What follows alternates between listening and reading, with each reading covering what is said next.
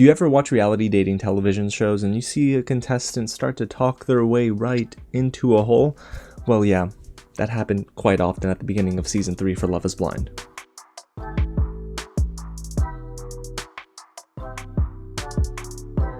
What's going on, everyone? James here with another real review and recap, and today we're getting into the first 4 episodes of Love is Blind Season 3. A huge thank you to Netflix for giving me the chance to watch this early for review, guys. This is how it's going to go down, alright? We're not getting all the episodes at once. It's going to be released in batches. So you have, of course, episodes 1 through 4 streaming right now on Netflix. Episodes 5 through 7, they'll begin streaming on Wednesday, October 26th. And then you have episodes 8 through 10 on November 2nd, and episodes 11 and 12 on November 9th. It's hosted by Vanessa and Nick Lachey, and it takes place right in Dallas, Texas. Now, yes, there's a lot of drama we're going to get into, but before we get into my review and recap, if it is your first time here at the channel, welcome to Real James, where I love talking about movies, TV, and all the news in between. So if you do too, go ahead and hit the big red button below, subscribe to the channel, tap on the bell, and hit the thumbs up button so you don't miss out on my Love is Blind Season 3 recaps as we go on further into the season. And hey, go ahead and get loud in the comments below and let me know which couple is your favorite so far, and which moment maybe was your favorite as well.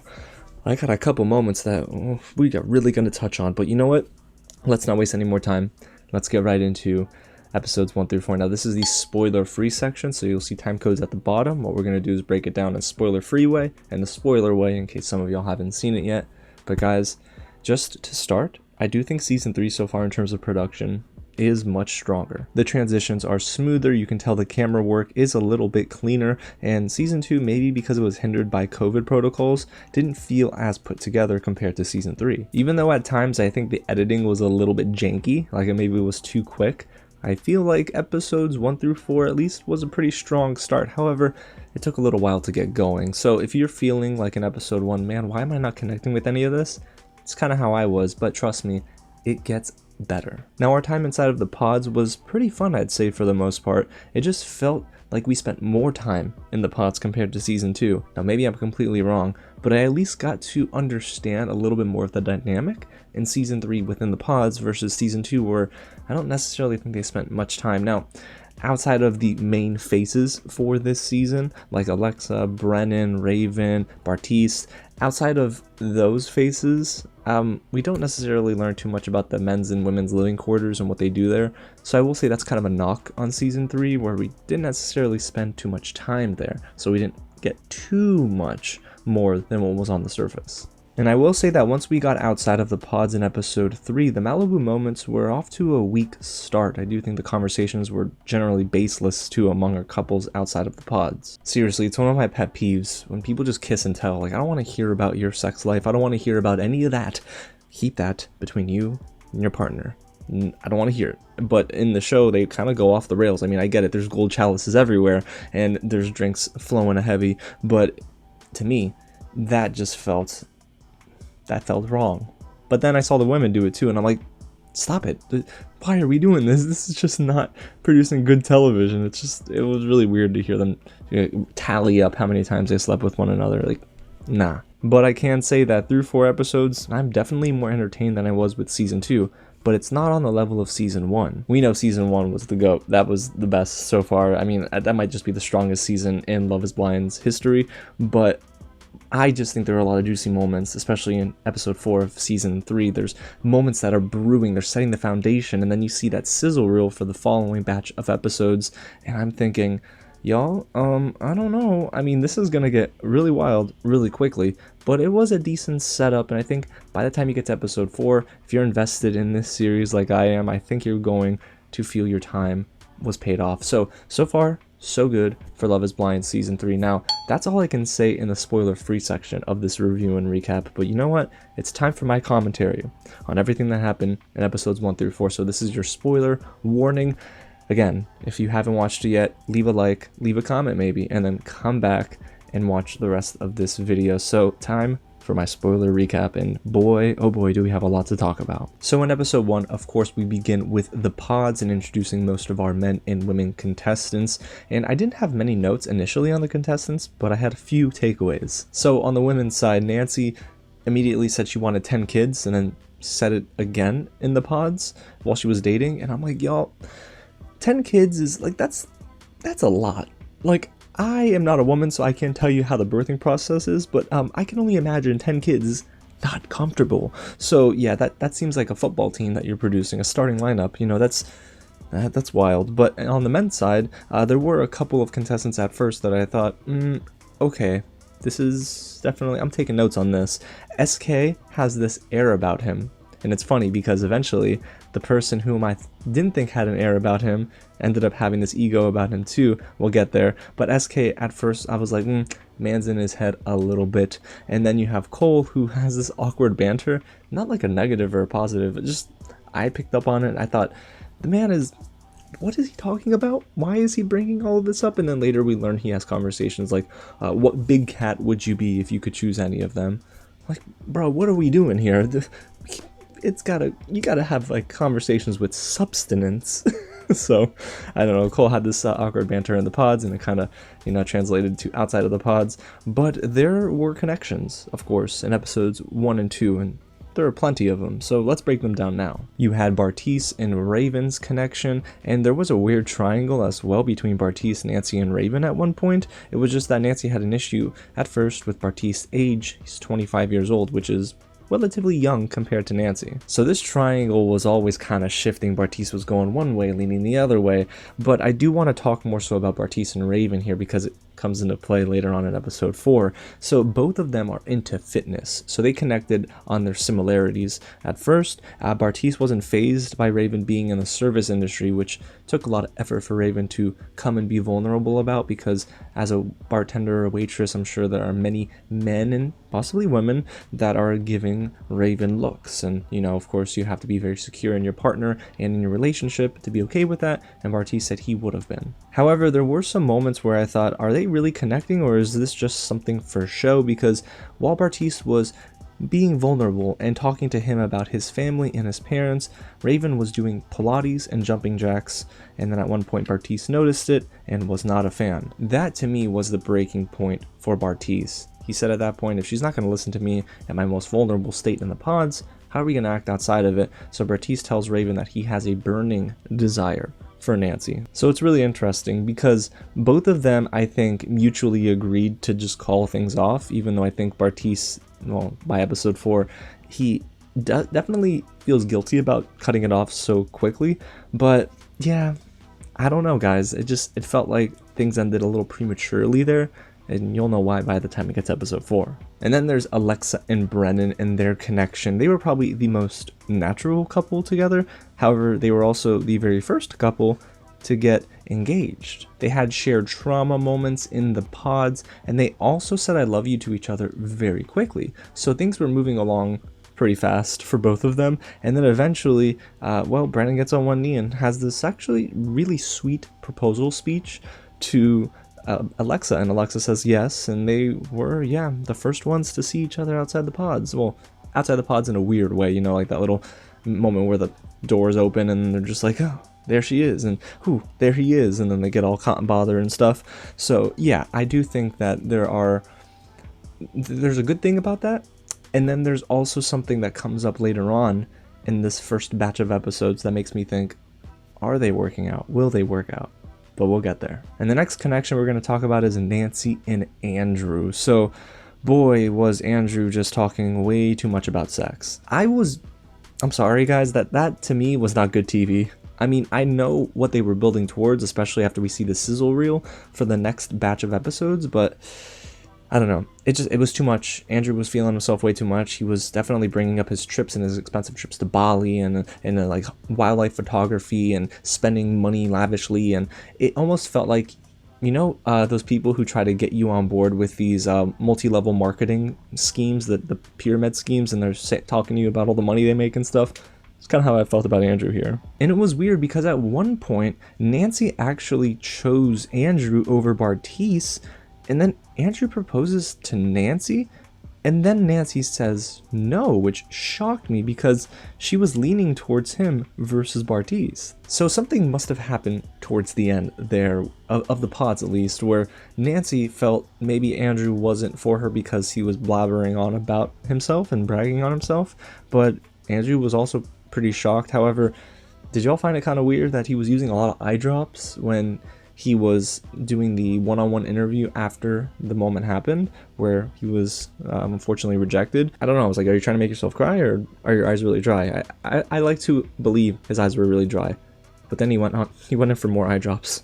I don't know, y'all. And the next connection we're talking about is Cole and Colleen. So Colleen is a ballet dancer and Cole was the guy who I told you had awkward banter. Now this was a connection that was severed pretty early on because Colleen told Cole that she didn't want a deep marriage, or she just wasn't ready to open up and have a deep conversation about marriage.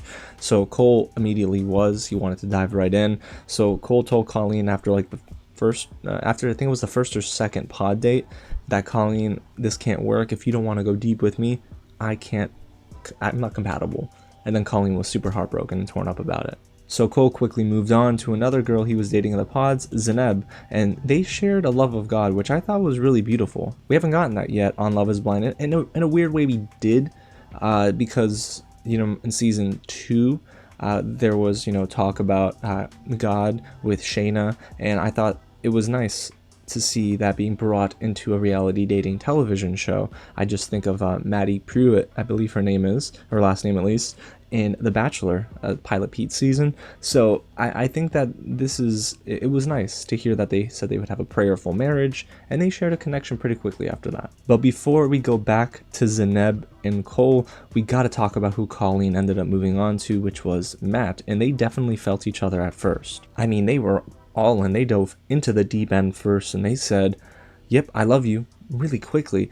Now, part of me was thinking, Colleen, I don't want you to just look for the rebound, but in a weird way, I was like, all right, y'all are actually kind of vibing. Matt proposed pretty quickly, at least in the way they cut it in the show, and Colleen said yes, but I don't know, that whole moment felt a little fabricated. I'm not trying to be negative here, but it did feel a little kind of artificial. I don't know, something about it didn't really work for me, but Colleen is very smitten by Matt. Matt is very smitten by Colleen, and yep, I guess, hey, Love is Blind?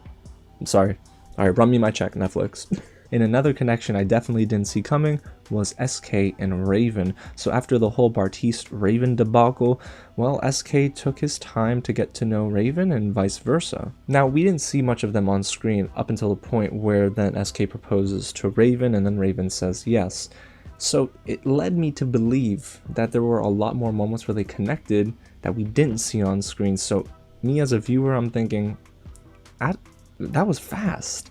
And I don't know, we learned something else once we get to the episode 4 portion of this spoiler recap that, well, it kind of makes sense as to why we didn't get much screen time with them. Alright guys, we're almost done talking about the connections in the pods, I promise, but one thing I don't want to forget to mention is that, yeah, Cole proposed to Zeneb and she said yes. This happened kind of later in the episodes 1 through 2 span, you know, where they were in the pods, but Cole proposes to Zeneb, she says yes, and they seem really happy. So I was happy about that for them. And then we kind of get rounded out with Bartiste and Nancy. I found it interesting that Nancy was back to Bartiste after pretty much choosing Andrew and then telling Andrew no. Something happened last minute there that maybe we didn't see. Maybe there's some behind the scenes, some footage that was left on the cutting room floor. But yeah, Bartiste proposes to Nancy and Nancy says yes. And I'm like, all right, this is gonna work because they both have this like youthful spirit about them.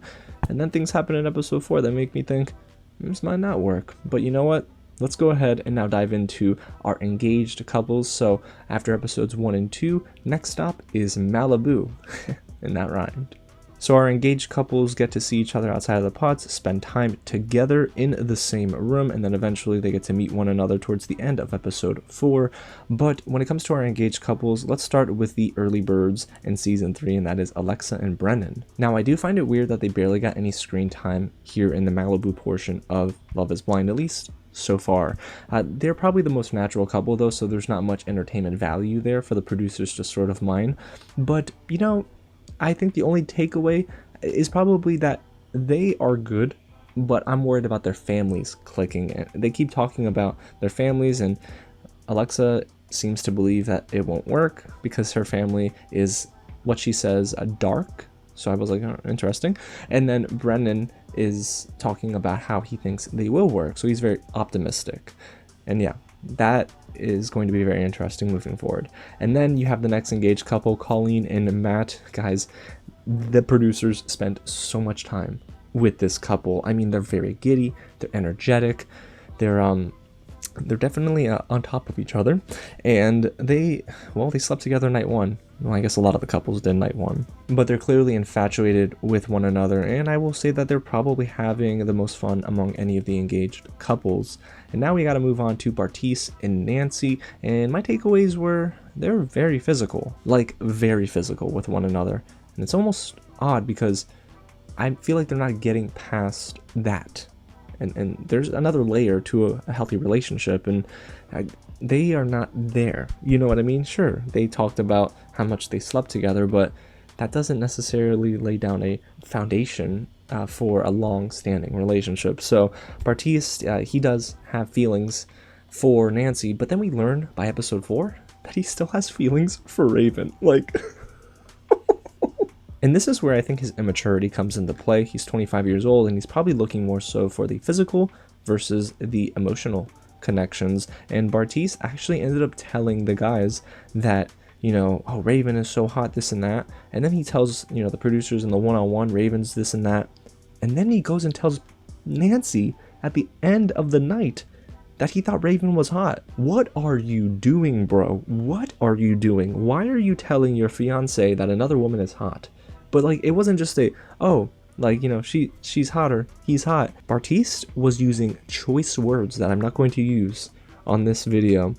And that is, of course, going to bother Nancy, and it did. You don't describe another woman in detail like that. That means you have feelings, and you can cheat by more than just physical touch. You can cheat by thinking about someone like that. That ain't right. That don't sit well with me. Not a fan of Bartise, guys. This was the point where I wrote down in my notes. I'm just not a fan of him. Alrighty, so we have our final 2 engaged couples now, and let's start with SK and Raven. To me, guys, it doesn't really feel like they're connecting in Malibu. There was even a moment where they talked about sitting on separate edges of the couch, and you know, you don't have to sleep together, right? That's not what I was anticipating at all, but that's not an expectation. But guys, they don't have that connection. They're very awkward together, and I don't know, I just feel like they're very boring among one another. They don't know how to have a great time. And Raven apparently told Bartise that he was her number 1 at one point, and SK was her number 2. So y'all see where everything's starting to go now, right? They're setting up essentially for Bartise and Raven to get together. So we're getting the whole Shayna thing, aren't we, here? In a roundabout way. But yeah, Raven, I don't know. This gives me vibes where if you're choosing your second option, are you really choosing them, or are you choosing them because, oh, I might as well for the show? I don't know. And I wonder if SK ever finds out about that. That would be interesting. And then there's Cole and Zeneb, and guys, they are also a little bit awkward together in Malibu. I mean, the conversation in the hot tub was not substantial. This is when Cole was like, if you were a big cat, which one would you be? And Zeneb is not vibing with that, and apparently Cole believes that Zeneb is passive-aggressive in a lot of the things she says. But to me, I just think Cole is a little soft. Not in a bad way, it's just he is not able to take constructive criticism well. That's the vibe I get from Cole. And Zeneb is trying to just kind of acclimate and work together, and it's not working out as well as I think Cole and Zeneb thought it would. But you know what? It's not all about Zeneb being passive-aggressive. Cole was also a bit cold after their first night together where they allegedly slept together. So of course that's gonna trigger Zeneb and her insecurities. And then from that point on, it was a weird snowball effect, because there's even a selfie video that they took together where they're arguing on the difference between the word good and great. And I'm like, guys, where are we going with this relationship? And eventually Cole says the quiet part out loud. He's having second thoughts about Zeneb, and he's really feeling Colleen, even so much to say that Colleen would be the person he would go after physically in the real world. Ooh, buddy, you're treading in weird waters now, because now you're starting to have the Raven Bartise effect, where Bartise was feeling Raven in the pods, and then eventually was like, okay, it didn't work out, let's go to Nancy. And now after seeing Raven, he's all back to Raven again. This is Cole feeling Colleen, and then eventually choosing Zeneb, but outside of the pods, Cole's feeling Colleen. And then we get some really interesting conversation with Zeneb and her girlfriends, and Cole and his guy friends, Well, Cole says he's struggling with loving Zeneb outside of the pods, and Zeneb says she's not connecting with who Cole is outside of the pods either. Basically, guys, what I'm getting from this is that Cole and Zeneb are probably not going to make it. If I had to pick one couple so far that is my favorite, it's probably Alexa and Brennan, just for how natural they are together. But I think the couples that won't make it, I think it's going to be SK and Raven, Cole and Zeneb, even Bartise and Nancy. I think Colleen and Matt will make it, and so will Alexa and Brendan. Those are the two I think that make it. Now, I could be completely wrong. After we see the next batch of episodes, maybe things change. But guys, I don't know. There's a lot of drama brewing, and I'm here for it. So y'all, there you have it. That's my real review and recap of episodes 1 through 4. But you let me know down below in the comments what y'all think. Give me your commentary and your thoughts on all of our engaged couples and who you think is going to make it by the end. And go ahead and hit the big red button below and subscribe to the channel for more recaps and reviews, because next week, we're back at it. Same day, maybe same time, maybe, for the next 4 episodes, y'all. I'm so excited. Alrighty, guys. Thanks again so much for watching, and I'll catch you at the next screening. And y'all, I'm gonna pray for these people. Yeah.